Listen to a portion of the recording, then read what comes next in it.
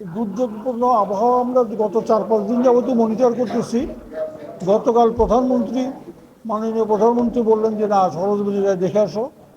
তো উনি অমিত অমিতের ফুল নাম বিদ্যুৎ প্রতিমন্ত্রীকে ওনাকে দায়িত্ব দিচ্ছেন এইখানে আগামী 7 দিন থেকে, দরকার বলে 7 দিন 10 দিন থেকে মনিটর করবে এবং সমস্ত কর্মকাণ্ড পরিচালনা করবেন বা লোকাল প্রত্যেক ডিপার্টমেন্ট থেকে কোঅর্ডিনেট করা, এটা ওনার কাজ।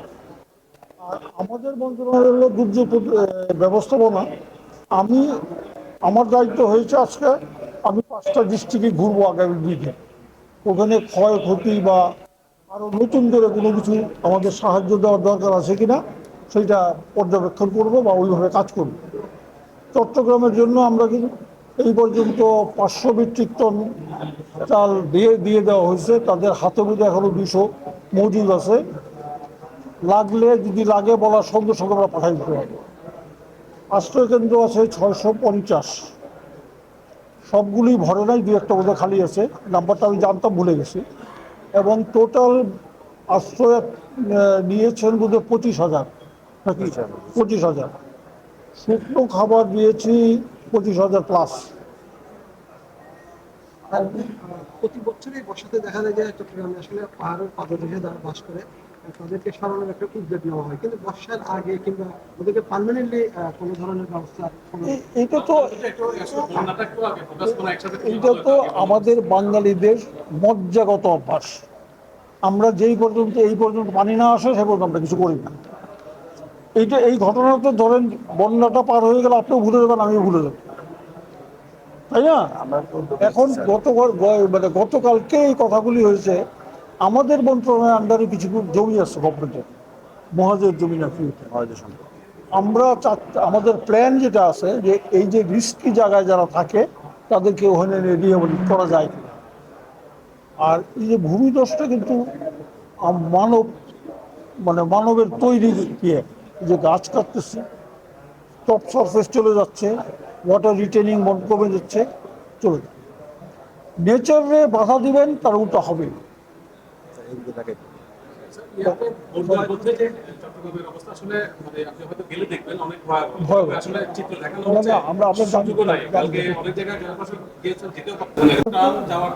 দুর্যোগ ব্যবস্থাপনা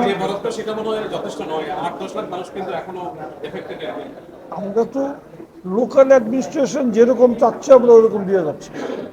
আমরা জানি এখানে অবস্থা খারাপ, কতটুকু খারাপ এটা এইখানে লোকাল অ্যাডমিনিস্ট্রেশন বুঝতে পারবে।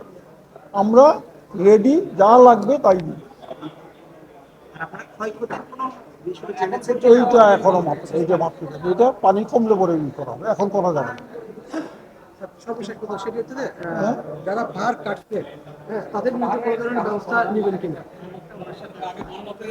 আগে নিজেরা বেঁচে নেই, তারপরে আমরা ওই ব্যবস্থায় যাই, নিতে হবে। মানে ভবিষ্যতের জন্য আপনার প্ল্যান প্রোগ্রাম করতে, প্রত্যেক বছরই কি মানুষজন মারা যাবে আর আমরা দৌড়াদৌড়ি করবো, এটা করা উচিত না। আমরা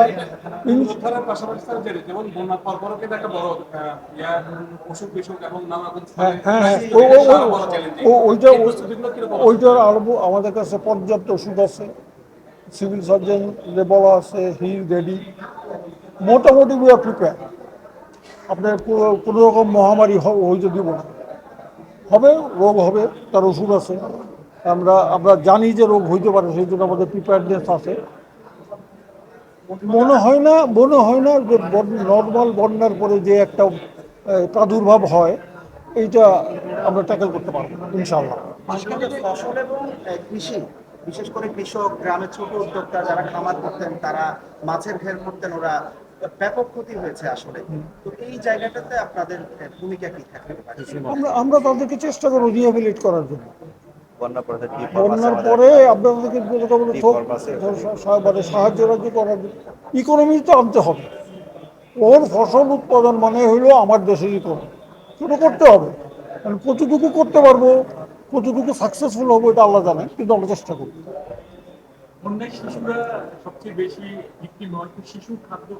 আচ্ছা, শিশু খাদ্য আমাদের স্টকে আছে, আমরা দিয়েছি, লাগলে আরো দিতে পারবো। বাঁশখালীতে দেখা যাচ্ছে আসলে একেবারে সংকট দেখা দিয়েছে বিশুদ্ধ পানি। আসলে অনেকে কিন্তু এটা নিয়ে খুব অভিযোগও করেছে। একটা বুঝে পানির শোধন যন্ত্র আসছে বলে পত্রিকা জানি আনছে, আর আমরা এই যে বটল ওয়াটার দেওয়ার সাপ্লাই দেওয়ার ব্যবস্থা করতে কিছু কিছু দেওয়া হয়েছে, বটল ওয়াটার যা দিতে হবে, এছাড়া এই মুহূর্তে কেমনি আর কি করতে পারবে। স্যার অ্যাসেসমেন্ট করার একটা সময় লাগবে, সেটা আমরা বুঝি। এমনি স্যার ওভারঅল সাবমিট করেছে তিনি, আপনি স্যার আমাদের খুব শর্ট একটা ব্রিফ দেন, আমরা দিতে পারি কোনটা দিয়ে, মানে একটা গ্লান্স মিলে আপনারা মানে এখন পর্যন্ত একটা সামারি স্যার ছোট করে যদি বলেন যে মানে এটা বন্যার অবস্থা আসলেই ভয়াবহভাবে খারাপ, কিন্তু অনেক সময় হয় যে ভয়াবহ খারাপ বা অনেক খারাপ আমরা ওই পর্যন্ত বলে ছেড়ে দিই, জানি না কতটুকু খারাপ, বাট এইবার আমরা জানি কতটুকু খারাপ, সেই জন্য আমরা ওইভাবে পদক্ষেপ নিতে পারতেছি। আমার মনে হয়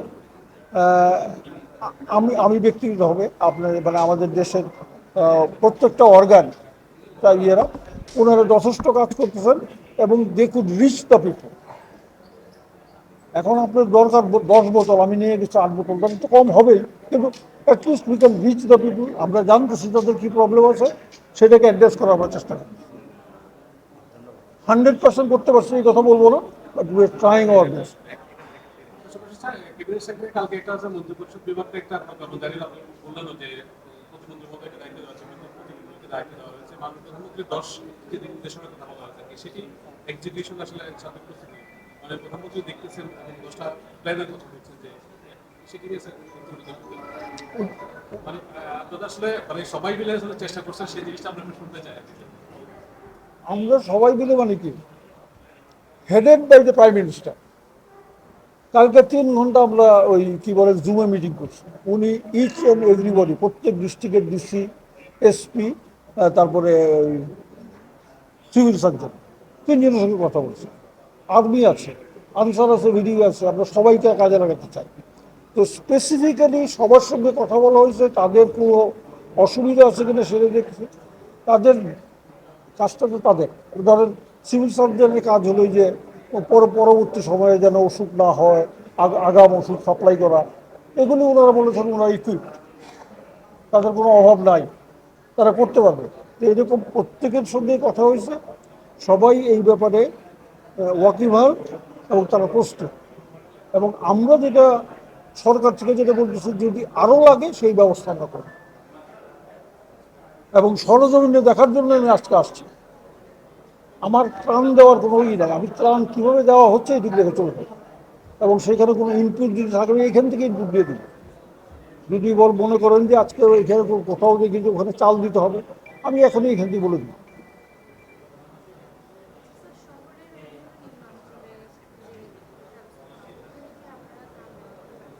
এই আলাপগুলি বন্যা শেষ হয়ে গেলে পরে করব, কারণ অনেক কাজ আছে। যদি আপনি বন্যার থেকে বাঁচতে চান, বন্যা পরবর্তী যদি প্ল্যান করে অনেক কিছু করেন, হয়তো আমরা অনেক একটা 100% আমরা কমায় ফেলতে পারি, সেটা ইনশাল্লাহ আমরা করে করব।